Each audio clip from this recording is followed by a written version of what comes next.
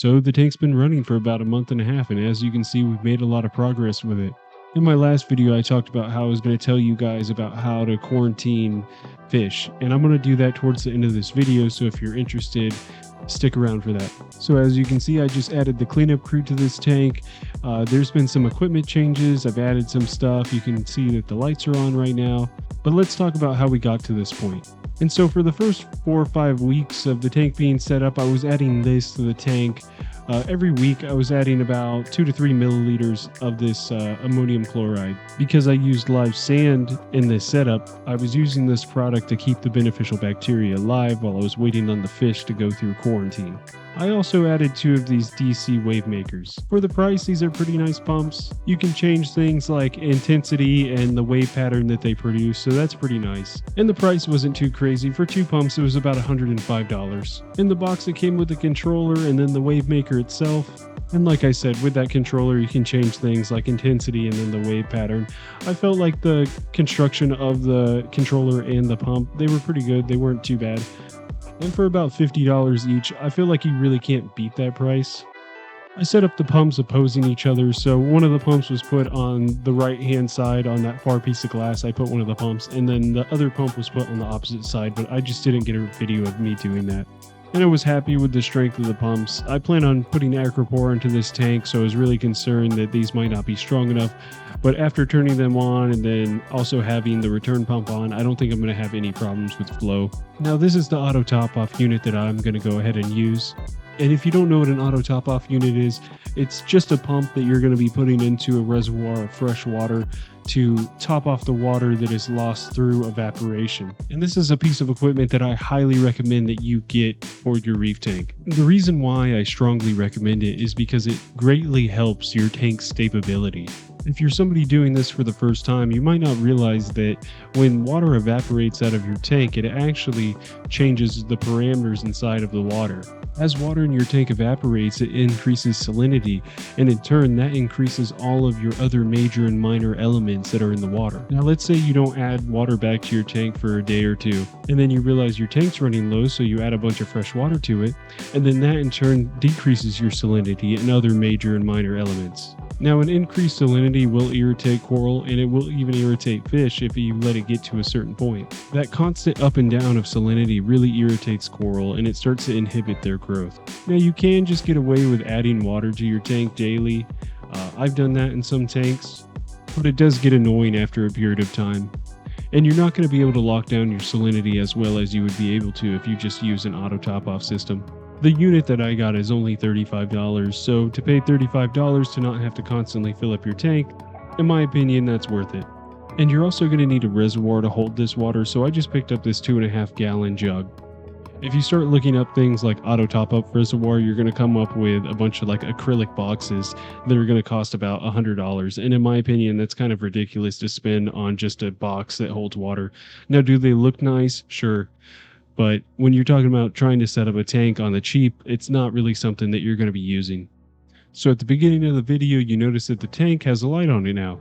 And this is the light that I used. It was a Aquarium 60 watt LED light. It's app controllable via Wi-Fi or Bluetooth, and I think it's constructed fairly well. And it was $140, and if you've done any research into reef tank lighting, $140 really is not a bad deal for a light. It did also come with kind of this gimmicky temperature sensor, which I probably won't be using, and I was really surprised by the app. You're watching real time how long it took me to connect to this. All I did was turn on my Bluetooth, I selected the light, and then it was done within 10 seconds. I've used some higher end name brand lights where like you have to push a button on the light and then you got to go into your Wi-Fi settings and then select it, and then you got to put a password into it, and it's just like this big hassle. It takes like 10 minutes to do. So I was really surprised with this budget light that it was so easy to actually connect to the thing. The big reason why I got this light is because it has 6 different colors that you can control, so I thought that was pretty nice. And then you can even put it into an automatic mode so it turns on at a certain time and turns off at a certain time. And with that temperature sensor that I showed you earlier, you can see that in the app, and then you can also set it up so that it sends you an alarm if your tank gets too hot, which is kind of cool, I guess, but I kind of think it's more of a gimmick than anything. So I have a PAR meter, so I did record the PAR that I got from this light. And so for a 60 watt light, I thought that the PAR levels were pretty decent. If you don't know anything about par, with the levels that I was able to achieve with this light, you should be able to grow pretty much any LPS coral or soft coral. This light is a pretty good deal for a beginner reefer that, they're just trying to figure stuff out and they don't want to spend a lot of money. Now, I did add additional lighting to this tank, and the only reason why I did that is because I plan on growing Acropora into this tank. And so this light is not going to do fairly well for most of your SPS corals. And so I added T5s to my setup. I bought a 2-pack of these Sunblaster 3-foot long T5 fixtures, and then I basically made my own bracket that would sit on top of the Aquarium light. All I used to do this was I bought a aluminum bar from Lowe's, and then I cut it down and I drilled some holes and I put the clips that came with the fixtures onto that aluminum bar. I just spray painted them black so they'd be a little bit more aesthetically pleasing, and I bought some actinic bulbs to put inside of the fixtures. Now this did increase my par quite a bit, and so this is what my par looked like after adding those T5s. So we're sitting at 200 par or higher on top of most of the rock work. I think that I shouldn't have any troubles growing Acropora at this level, especially since as the Acropora grows higher into the water column, it's going to be exposed to more intense light. Now, this is completely optional. If you're just trying to grow soft coral or LPS coral, you really don't need to do this. There's no reason to do this. In most cases, more light is not better for corals. You will most likely end up bleaching them out. And then once a coral bleaches, it's extremely hard to get them to recover from that. Most of the time, you're just going to watch them slowly die. And this is a great video that kind of shows how much light is actually making it down there to the level where a lot of corals are growing, It's not uncommon for corals to grow at 100 feet or even further down in the ocean, and as you can see in this video, there's not a lot of light that's actually making it down there. Corals can adapt pretty well to different light levels. The main thing is to do it at a slow pace. You don't want to just light shock your coral because that is going to lead to coral bleaching. What this video also shows really well is the spectrum of light that is actually making it down that far into the ocean, and you can see that it's primarily blue light. You can see that the red PVC pipe actually looks black because there's no red light actually making it that far. You can see that we have green, orange, and pink, and that is just fluorescence. I did go ahead and add a lid to this aquarium, and the main reason why I did this is because a lot of saltwater fish love to jump out of the tank. This was a DIY setup, only costing about 20 bucks. I've never really been a big fish person inside of the hobby, and I kind of wanted to change that with this tank and get some fish that I've never had before because they're just known to jump out of the aquarium. And you might not have noticed it at the beginning of the tank, but we have some fish in the aquarium now. We have 2 chromis, so that's pretty cool. I did buy 4, but unfortunately 2 of them did not make it out of the quarantine process, which unfortunately is really not an uncommon thing to happen. I kind of got busy and I really didn't have a lot of time to document the quarantine of those fish, but I do have some new fish that I plan on putting into the aquarium soon after they get through quarantine, so I'll kind of talk about it right now. So I got a few more chromis, and then I got a carpenter's wrasse and a algae blenny. So those are pretty cool fish. The carpenter wrasse is known to jump out of aquariums, so hence that's why I have a net on the tank now. And then I was also trying to get a diamond goby, but for some reason it didn't get shipped with all the other fish, so I'm guessing that they just didn't have it in stock at the time. So let's talk about some of the stuff that I use when quarantining fish, and the first thing I do is I use this. This product is Copper Power. This is a chelated copper. It's easier on fish. In my opinion, the directions on the back kind of suck. They're not the best. They tell you to use 1 ounce per like 20 gallons, and that gives you like 2.5 parts per million of copper in the water. That's pretty close to the actual maximum amount of copper that you want to put in the water. And to break that down, that's about 7.5 milliliters per 5 gallons. So the quarantine tank that I use, I put about 15 gallons of water in it, and I'll end up using about 20 milliliters of this Copper Power to get me to about 2 parts per million. I intentionally dose it a little bit less than what they recommend, simply to kind of protect the fish and make sure that they don't get too stressed out by the copper. Some fish are highly sensitive to copper, so you really should be researching on how much copper to use with certain fish.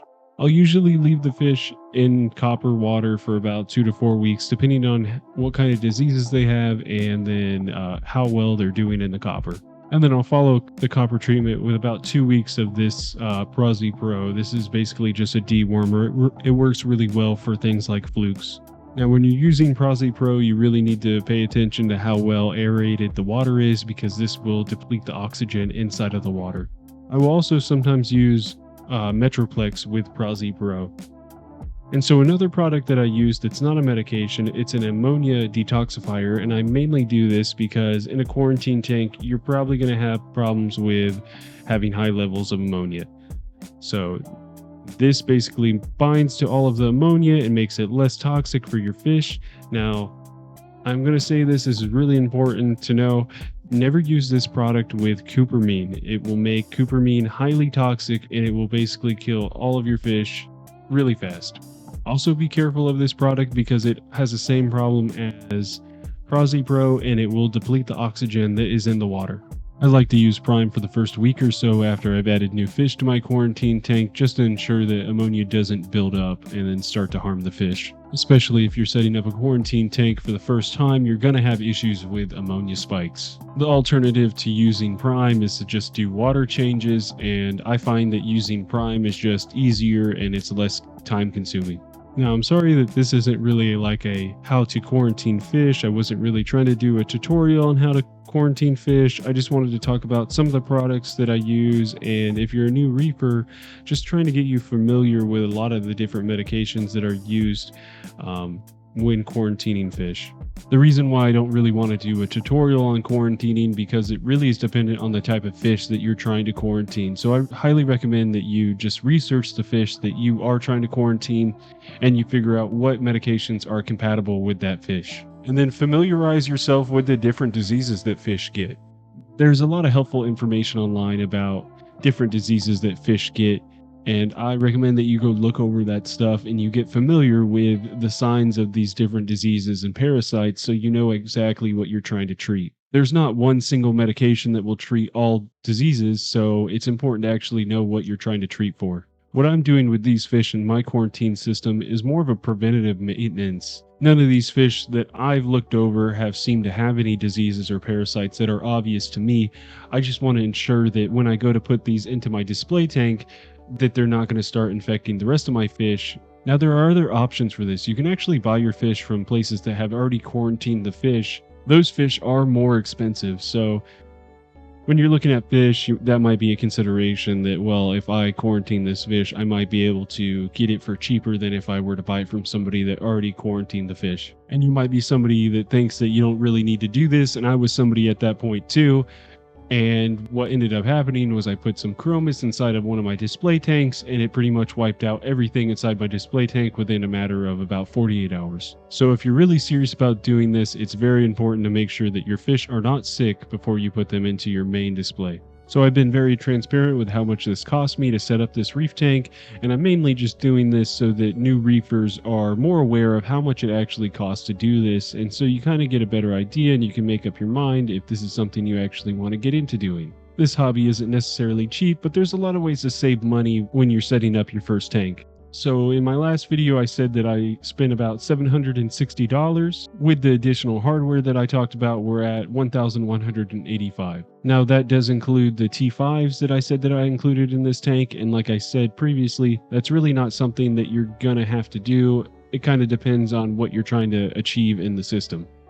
We're pretty much done on the hardware side. There's really nothing else that we need to add to the tank. I spent about $151 on the fish that I talked about, and that does include the 2 chromis that ended up not making it. And then I spent an additional $85 on the cleanup crew. That did come with about 50 snails and hermit crabs. And so the total that we're at right now is $1,421. And just keep in mind, this is not $1,400 that you're needing to spend all at one time. This is a process that could take months if you really wanted to. So just take your time and enjoy it. Once your tank gets to the point that it's fully grown out, it kind of gets boring. So this is more about the journey than it is the destination. But that's pretty much all that I have for you guys right now. So I'll talk to you guys next time. If you guys enjoy the video and you like what I'm doing, I'd really appreciate it if you guys subscribed and then liked the video.